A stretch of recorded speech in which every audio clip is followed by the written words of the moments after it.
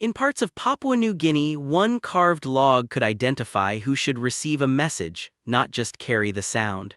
Its recognizable voice and specific rhythm could point to a person or clan. A garamut is a slit drum made from one tree trunk. The trunk is hollowed by carving or burning, leaving a central cavity beneath a narrow slit. Beater sticks strike near that slit to make the wood resonate. Because the cavity projects a strong voice, a garamut sound can travel multiple kilometers. In some parts of Madang province, different rhythms carried different messages across that distance. The instrument itself could act like an identifier. Individual garamuts had distinctive, recognizable sounds, while people or clans could be linked to specific rhythms. That combination directed a message toward a particular recipient.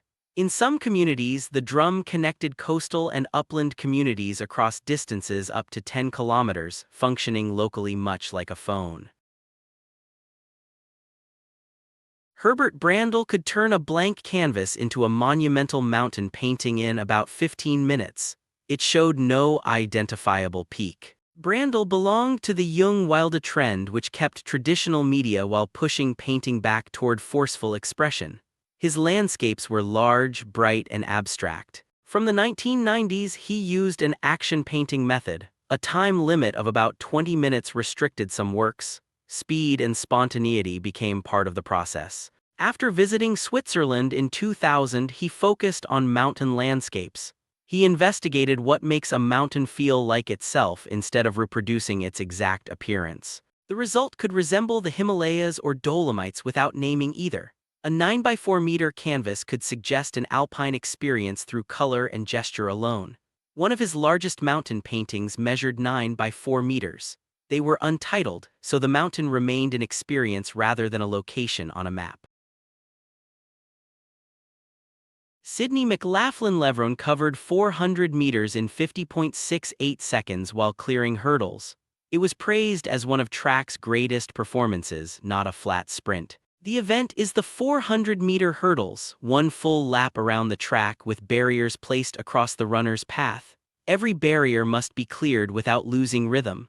The distance stays 400 meters, the obstacles are added, not substituted. Her time becomes even more striking beside her progression. In June 2021, she became the first woman under 52 seconds. In July 2022, she became the first under 51. That progression sat inside a larger championship run. She won Olympic gold in 2020 and 2024, plus World Championship gold in 2022 and 2025. So 50.68 was not simply a fast lap. It showed a hurdler repeatedly moving the event's ceiling, first past 52, then 51, and onto a 50-second world record performance. That combination changed expectations for how fast this event could be run under race constraints. Anju Jason was considering retirement. Then he became the first eligible Marshallese competitor to qualify for an Olympics through a tournament win, not a wildcard entry. At 6, Jason moved from the Marshall Islands to Oahu with his father and sister. At 9, a flyer for a taekwondo academy drew him into the sport. But he could not represent the United States internationally because he was not a citizen. His local and statewide tournament wins did not create an international route. After a 2007 tournament in Oklahoma, a member of the Marshallese Olympic Committee contacted him. Jason entered the Oceania Taekwondo Olympic Qualification Tournament in New Caledonia and defeated a competitor from Samoa to qualify directly for Beijing that year. That victory sent him to Beijing in 2008, where he competed in the men's welterweight event. He later carried the Marshall Islands flag at the Olympic closing ceremony. Singapore's First Lady, Koh Sok Hiong, was also the chef behind a cookbook containing more than 200 Peranakan recipes. Her cooking began at home. Her grandmother taught her when Koh was 10, and Koh prepared Peranakan cuisine. In 1965, she wrote a Malaysian kitchen column for her World featuring Nyanya recipes. That skill became part of diplomatic hosting. During her husband's career, Koh cooked and hosted dinners for his guests. At one Tokyo dinner, she cooked 12 dishes for diplomat Tommy Koh. A personal assistant said she could manage a formal dinner for 20 guests. She was also reported able to manage Singapore's National Day reception for 500 to 600 guests. In 2010, Cooking for the President compiled over 200 Peranakan recipes. It turned family-taught cooking and hosting into a published record. The book was published by her daughter. Its pages preserved recipes she had learned and used across 2 settings. Before becoming Squidward, Rodger Bumpass worked at a small Arkansas television station as an announcer, film processor, cameraman, audio technician, and technical director. At Arkansas State University, he studied radio, TV, and minored in theater. He also worked at the campus radio station, building experience behind and in front of broadcasts. His training combined radio TV production with theater, giving him both technical skills and performance practice. At KAIT-TV, an ABC-affiliated station in Jonesboro, his work crossed the entire production chain. He announced, processed film, operated cameras, handled audio, and directed technical operations. He expanded that range on a late-night comedy program called Mid-Century Nonsense Festival featuring kumquat theater. Bumpass wrote it, produced it, and performed in it. After graduating in 1976, he moved to New York in June 1977. Those television and theater skills came before the voice role that made him best known, Squidward Tentacles.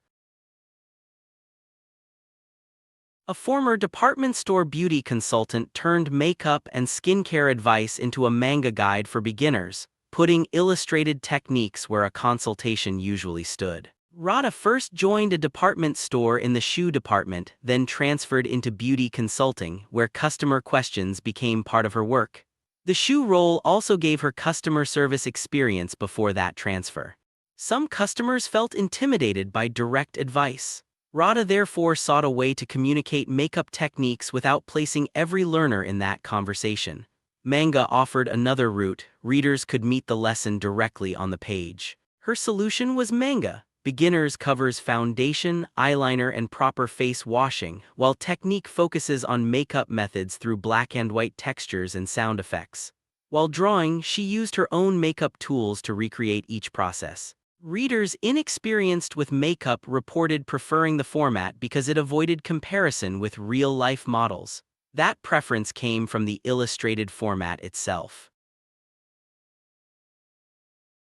Luna Fluxa won a newly established OKN karting championship, becoming the first female driver to win a global title since 1966. The title came through Champions of the Future, a competition founded in 2020 and sanctioned by FIA Karting.